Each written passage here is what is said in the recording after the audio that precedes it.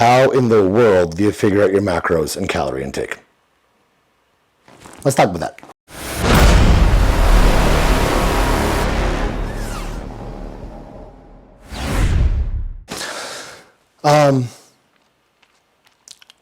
If you get into your head, it's going to be really confusing.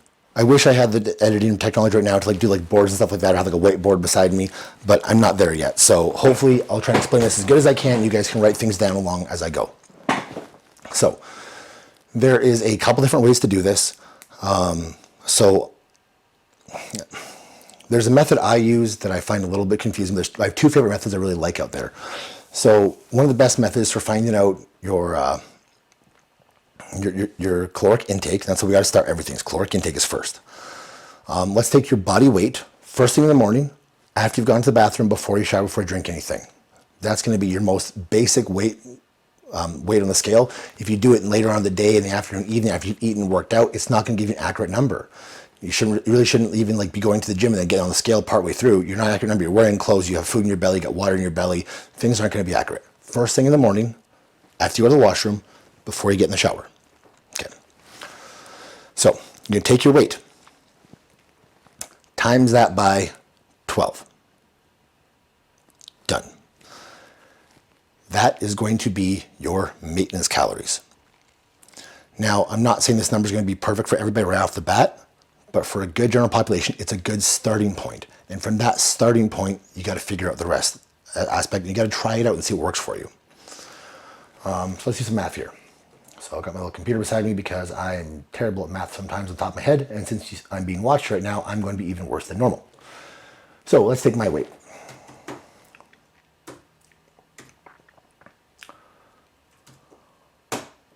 So I weighed 250 pounds. That puts me about 3,000 calories. Not far off, actually. Maybe a little bit higher because of the amount I work out, but that's probably pretty close to keeping something around my maintenance right now. So 3,000 calories. That's my maintenance. Now the question is, what do you want to do past that? If you want to maintain, that's your goal. That's your focus. If you want to lose a little bit, then you can do a reduction at that point. Now, I usually say do about a 10% reduction. And so from that point, that would take about 300 calories off. I'd be at 2,700 calories. And that should be a nice little deficit for me to help lose a little bit of weight. If you want to gain a little bit of weight, you'd add 10%. Like I said, these numbers aren't going to be perfect the first time you do them. So you got to kind of plan everything out, try it, see what works, and then figure out your numbers past that. A lot of times, a lot of my clients have success right off the bat doing these numbers like this. But sometimes you have to tweak it a little bit. And then sometimes I have clients that don't lose weight or gain weight the right way. I make changes as we go. So we got my number, 2,700 calories. Perfect. We got to start right there. So at that point, next I got to figure out how much protein. Protein is always the first thing you have to plan out when you're doing a diet, because protein is the most effective macro. If you question that, go back to my last video where I talked about what macros are. So the most significant window I find for protein, sadly, it's a slightly big window. Anywhere from 0.8 grams up to 1.25 grams per pound of body weight. I used to be a believer of 0.8 up to 1 gram pound of body weight until I watched a video John Meadows did, that's wrong, not Meadows. This was Mike Israetel did a video talking about the significance of a slightly higher protein intake while on a cutting diet to help with satiation. Which, if you've ever been on a diet before, protein is a very high satiating food, so having a slightly higher amount can help. But anything past that, you're really not going to have a lot of benefit from, because there's not benefit to having a bunch of protein when you can get other foods and they're going to help with energy sources.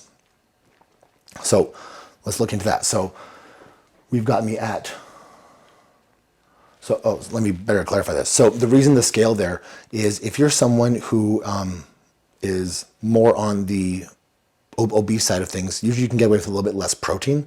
But even for them, I still like getting in that 1 gram a pound per body weight. So that's kind of my sweet spot for most of my clients, right around that 1 gram protein per pound of body weight. I like doing that. So for me, we're going to be at 250 grams of protein. Simple as that.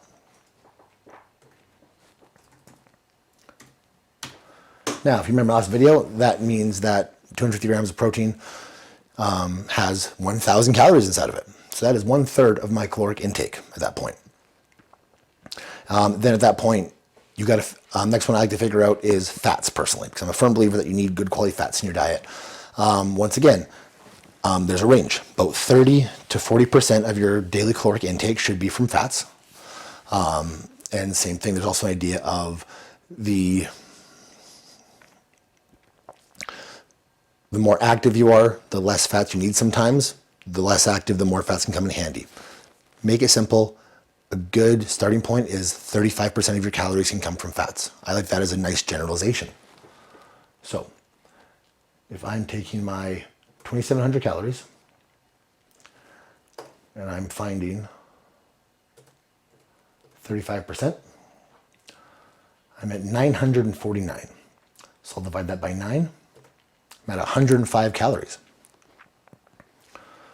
So now we have 105 grams of fat. That's my bad. 945 calories divided by 9, 105 grams of fat. So now we have my 1,000 grams from protein and my 945 grams from fats. What's left? Carbs. That's literally all that's left. So let's take my 2,700 calories and let's minus off 1,000 calories for protein. And let's minus off 945 calories for fats. That leaves me with 755 calories left. We divide that by 4, because that's the number of calories in a carb. Any question with this, go to my other video. I talked all about that in deficit. Every gram protein, 4 calories. Every gram of carbs, 4 calories. Every gram of fat, 9 calories. Done. Simple logic. Sticks with it. Doesn't change. So I now have 188.75, so round up 189 grams of carbs in my diet. So that gives me a starting point to work with. So now I plan those out. I'll space out those meals. I'll plan protein in my breakfast, lunch, and dinner, because I'm firm believer every meal needs to have protein in it. And then if I need more protein, I'll usually maybe bump some of my numbers up, or I will add some shakes in. I'm like a big fan of post-workout shakes, and I'm doing a shake when I work out. That will give me a starting point. That gives me 2,700 calories with 250 grams of protein, with 108 grams of carbs, and, oh, I lost it, 105 grams of fat. That to me is a well-rounded diet. At that point, you can kind of pick and choose what you want to do with it. There's no necessity saying you need to only pick like the clean carbs only. I'm a firm believer that, especially if you're a lifestyle person trying to figure out your basic diet, that you can kind of just start with the basics.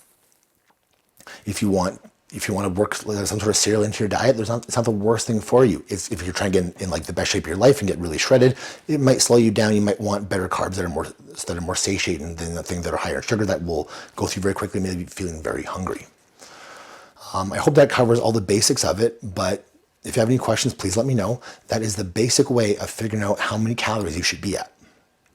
Well, that's your calories, that's all 3 macros, and how to get started. So remember, there's ways to do deficit, there's ways to do maintenance, and there's ways to do a bulk. They're all in there. If you have any questions, want me to clarify anything on this, let me know. I'll be happy to. But if not, I'll take care. I'll talk to you guys soon. If it doesn't challenge you, doesn't change you. Figuring out your calories shouldn't really be challenging. Please like and subscribe. More content coming.